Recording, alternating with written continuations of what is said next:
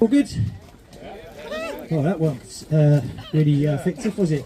2 people were good, the rest weren't sure. Is everyone good? Yeah! Well, the sun's shining. We've got Glen here, which I think is absolutely amazing. 40 years on from filming here. And you're back, John. Yeah. How does it feel to be back? Well, I'm trying to equate the various ways. Yeah, so it's lovely to be back, and it's really strange. I usually visit. So I'll just make sure it's working. Okay, I usually revisit the locations I've been to, and this one I don't seem to have done. I think that's the last time I was here was 40 years ago. Wow. I was a young lad. There we go. Right. First of all, what memories do you have from filming here? Because obviously a few days filming here, and what was it like logistically? Well, we had Grace Jones and Roger Moore, who were so different to one another. And when you've got those two in proximity, it's always some pleasure to work with. I mean, every day you go to work, I mean, you think half the night worrying about what you're going to do the next day. In fact, it was a doddle. It was a lot easier being a film editor where I came from. But no, it was a very, very pleasurable experience, and it probably came from the producer, Cubby Broccoli. He was like the father figure, and he kept Roger around, you know, and a lot of actors get bored, they don't understand all the lights and stuff that needs to be done, it takes time.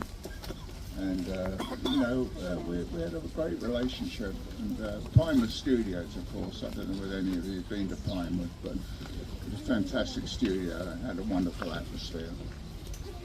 And we did most of the bonds there. We had, because of the terrible tax regime, and our actors and people were being charged 95% tax in the pound, you know. So of course, naturally, they all went abroad. So it was self-defeating, really. And we went to France for a couple of years. We made a film in France where they gave us special tax exemptions and so forth. And the actors could receive most of their wages, leave 95% of the government.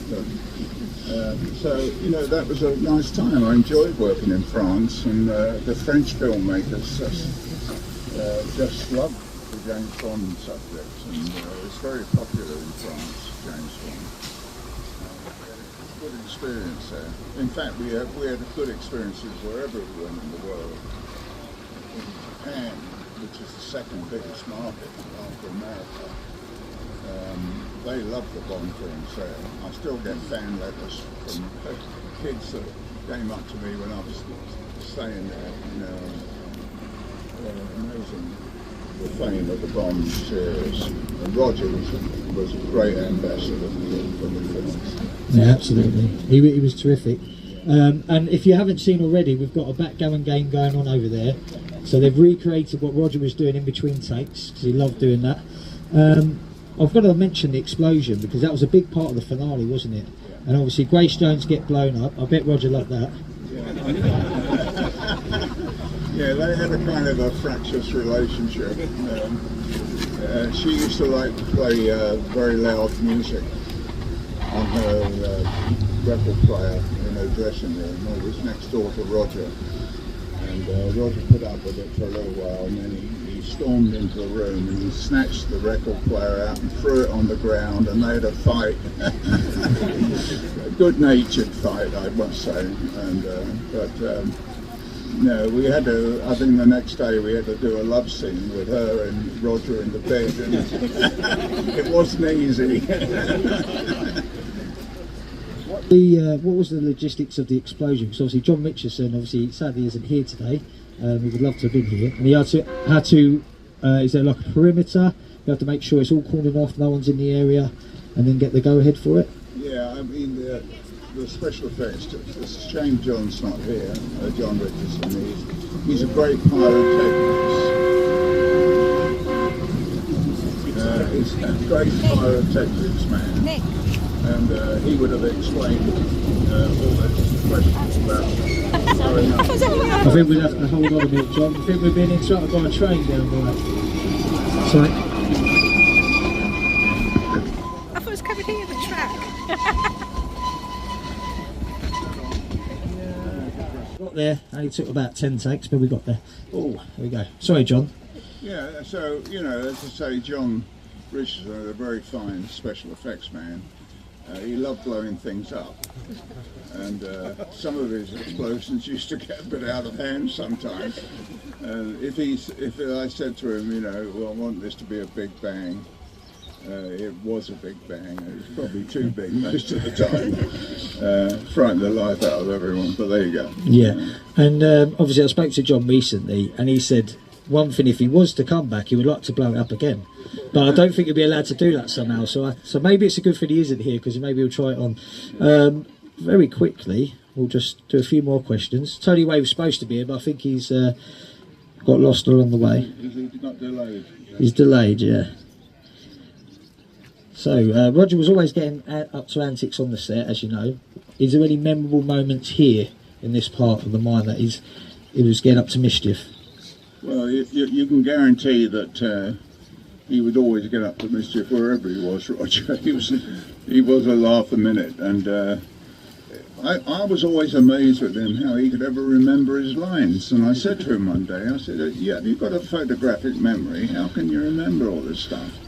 And he said, no, not really. He said, I just saw that television series I used to do, The Saint and all that stuff, and other series he did. He said, you know, you have to shoot so fast and so much in a day, you kind of attune your brain to remember stuff. Good job I wasn't an actor, I can't remember anything. And this filming space here looks a lot smaller than it does on the film. On the film, obviously, Yeah. it looks very fast. You've done a terrific job in making it very big, very fast. Was there any issues filming the airship, bringing that over here? Oh, the airship, I mean, my wife Shanine's sitting back there somewhere. She's heard all this before anyway, but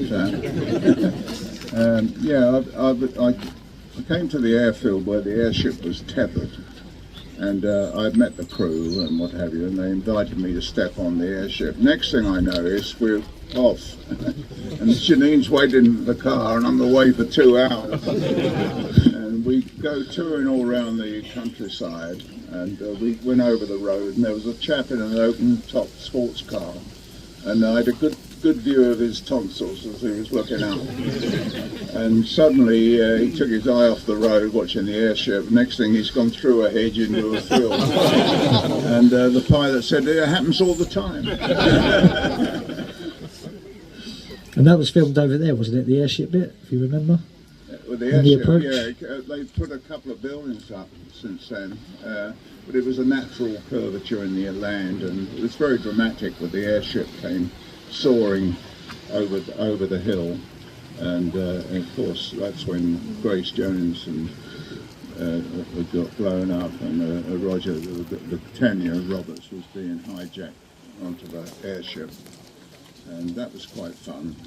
Martin Grace was our stuntman, and he did a few flights hanging underneath the airship, which isn't an enviable task. He's no longer with us, I'm afraid, but he was a wonderful stuntman. And he did some pretty, risky stuff. I'm trying to remember if we actually used a dummy. We probably had a dummy as well. You wouldn't really notice it, the figure hanging under an airship, twirling around. But no, it's a wonderful machine. Airship Industries cooperated with us, and we went. He said, we're going out to California, to San Francisco in a 3 weeks' time or a month's time.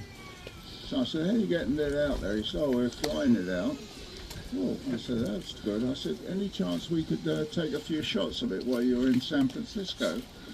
So he said, yeah, we can arrange that. He said, the only problem is you've got a logo. We're working for Fujifilm, and we got their logo all over, stuck all over the canopy.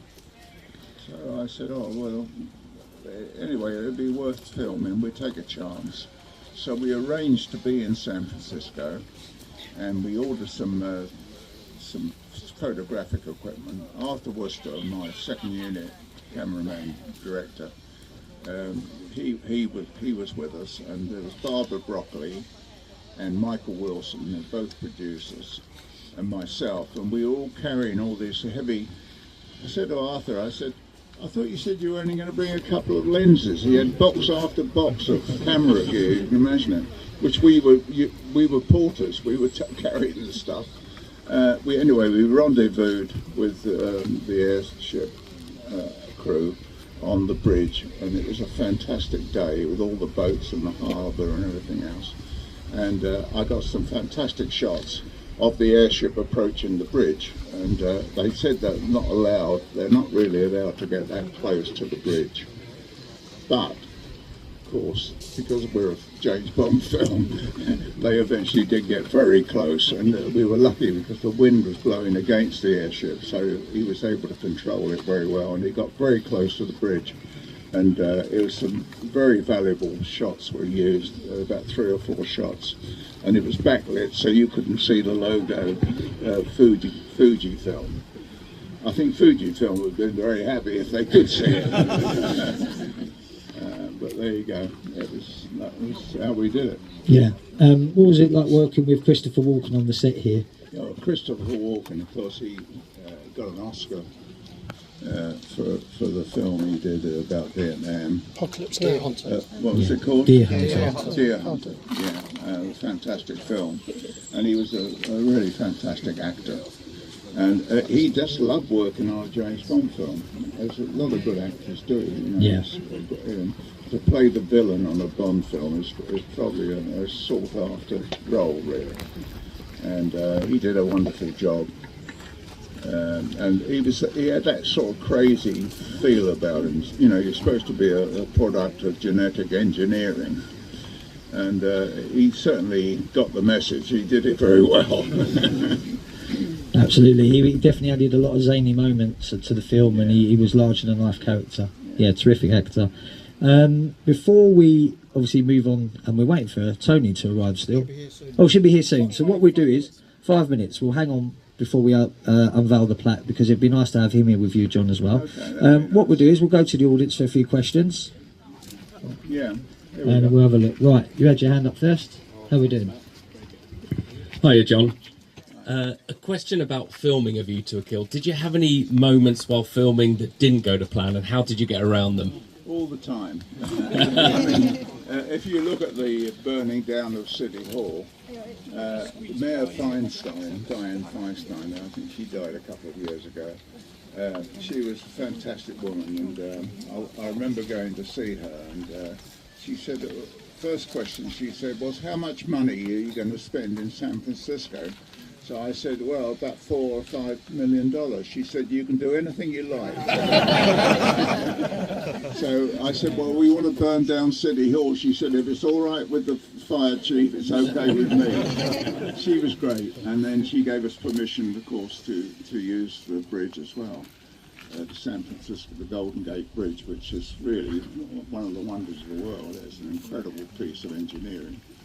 And it stood up there for donkey's years, and it's great. And I mean, when you look at the support for the bridge, it looks like a bit of string when you're on the ground. It's so high up, and when you get actually, you can stand on it. It's about 6 feet in diameter, and it takes the whole weight of that bridge and two streams of traffic underneath. And then when a boat goes under that, you really takes your breath away. It really is. You get that feeling of depth, you know. And I don't particularly like heights, so you can imagine I went up there. I was clinging on very tight. Thank you. There we go. I doubt if I answered your question, but anyway. Hi, John. Great to see you again. How were you introduced to James Bond? I worked as an assistant editor. That was I was trained, and one of the junior assistants that worked with me or alongside me was Peter Hunt, who directed on Her Majesty's Secret Service.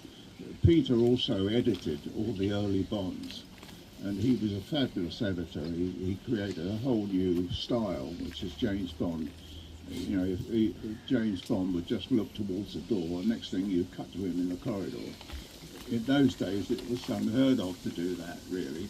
You know, it was an abbreviated form of editing, comic strip, really. And Peter developed that style with Terence Young, the director of the early Bonds. And he was a very clever guy and a great editor. And they promoted him to direct on Her Majesty's Secret Service. And he employed a second unit director, Tony Squires, and they were unfortunate enough to have very, very bad weather in Switzerland. You know, they didn't have any snow, and then suddenly, you know, the sun started shining, the snow was down, and everything was ready. And poor old Tony, he'd been trying to produce something out of nothing for 3 months or so, and then when it eventually the conditions were perfect, he sort of got a bit paralysed. I think that happens to people. You know, if you get stuck in a thing and you can't do anything, when you get the chance, you can't get any traction. You know what I mean? So anyway, Peter got on the phone to me. I was working at Twickenham Studios, editing on the Italian job. And he said to me, he said, I won't tell you what he exactly said, but he said, I'm in deep something. Get me out of trouble. So he said, I've been watching your career over the years. He said, I was doing a lot of television work. And he said, how would you like to direct the James Bond, the Bob Run sequence in the James Bond film? So I said, he said, come over to Hollywood Studios, and he said, I've got to talk Harry Saltzman and Cubby Broccoli into it. He said, but I think you're the man, and I think I can do it. So I went over to Pinewood and I met the two producers. I was trembling a bit, but and they were a bit doubtful about whether I could achieve it, I think. But then 2 days later, I found myself travelling first class to Switzerland and a whole new future. It was one of those moments you get in your career sometimes where suddenly, you know, the big opportunity comes and you've got to grab it. You know, I think it happens to us all, whatever walk of life we're in. And I must say I did grab it, and I developed ways to film quickly. We used helicopters to lift the Bond from the Bob Run, the bobsleigh from the bottom of the run back to the top. We used to use a helicopter to lift it back. So I was able to do 7 or 8 runs a day before midday came. The sun shone and the track became unsafe and we couldn't do it. We put sun sails on the curves on the corner, so to stop the sun burning the weakest points of the track. You know, the curve, stone curve, which is the right-hand curve. The Bond would hit that at 80 miles an hour and then go straight on if you weren't careful. It was mountain, so we had to stop it around that midday. And I took full advantage of it, and I had lots of adventures. I don't know if you ever read my book, but it was all about the Bob Run scene and that. It was quite an adventure. And anyway, I managed to finish that particular scene, and then I inherited the rest of the action on the film. Here we got another train coming to a stop. Anyway, I think that more or less answered. That moment changed the course of Bond history, because obviously with it we've got one of the best directors, directed 5 James Bond films. I think 100%, you know, we wouldn't be here without you, John, as well. So thank you very much for what you've done. Thank you. Now we're still.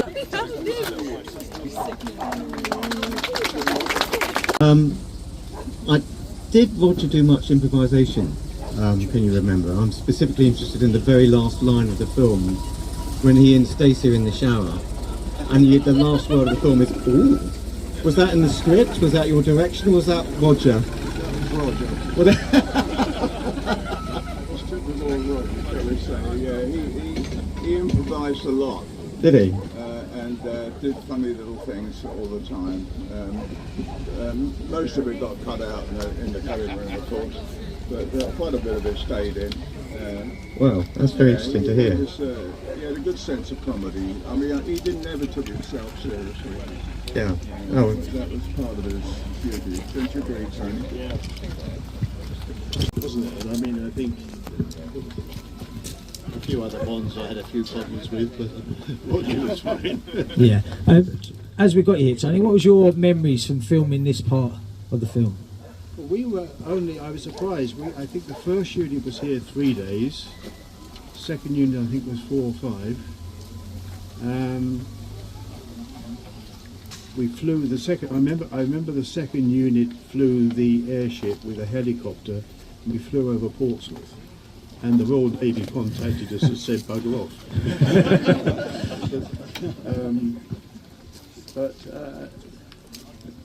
No, we blew up the. There wasn't a great deal we shot here because the mine tunnel. Yeah, it was basically the track, wasn't it? Was the Christopher Walken and then the explosion. And we blew up the top with Grace Jones on it. Yeah. Yeah. And the airship we did. We had the half airship here, didn't we? With just the cabin underneath on a crane, I think. And the real one came over on day 3, I think. I remember flying around here in the real airship, and it's quite uncanny. It's a bit like sailing. It's a bit like a sailing boat. You know, you sort of the pilot goes left, and about 5 minutes later it turns. Very much like sailing. If I remember, up in the airship, it was very sort of rocky, but smooth rocky. It was, yeah. I only did a couple of circuits around here, but. Many people who go up in airships, are there? Yeah, absolutely, and it was definitely a hallmark of the film because it did stand out because of the airship as well. I think the finale worked very well with the scenes. Did you choose it because of the this location, because of the track of it? I can imagine it's very rare to find a working track. Or Well, we built the mine in the 007 stage at Pinewood, the inside of the mine. So we wanted an exterior. I don't know how we found this. Well, we sent a unit looking around for an entry to the mine, and there happened to be a hole in the rock, and a railway track that went in it. And I think Peter Lamont, who was our very clever production designer, he took it up from then, and he decided then that he could actually build the remainder of the mine inside the 007 stage, which is a huge stage of Pinewood, as you probably know. He built. Unfortunately, Ridley Scott was shooting the Legend film at the time, and during the lunch hour, the place caught fire. He had a lot of animals in there, unfortunately, who got incinerated. But while someone was at lunch, they'd left one of the fires. Thank you.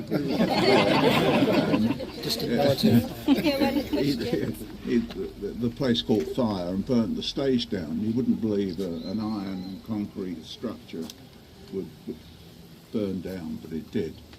And it took us about 5 weeks to rebuild it, which was a godsend for me because I'd just come back from San Francisco and I didn't know what I was doing. And it gave me 5 weeks to prepare the rest of the film. We in fact had to lay the crew off over Christmas to get the stage ready and rebuilt. And we shot in January of 2005 to get the mine set. That was our last set, if I remember. I think so. Yeah. there we go. Right, we're going to finish up there, gentlemen. So you can just give a round of applause to John, Glen and Tony Waye. Thank you. Now, before we go any further, what we're going to do to commemorate this occasion, we've got a special plaque here we're going to unveil. John's going to do us the honour. So if everyone could just move to this one, I'd like to invite Katrina from Amberley out here, and obviously Nick from Shaken Not Stirred out as well. There we go. So this plaque will Donkey, look this way. Here we go. That's it. That's better. If you can't see the camera, I can't see you. Marvellous. Thank you. It's all right. We'll sell prints of this, and then we'll give more of them away. There'll be rare unsigned ones.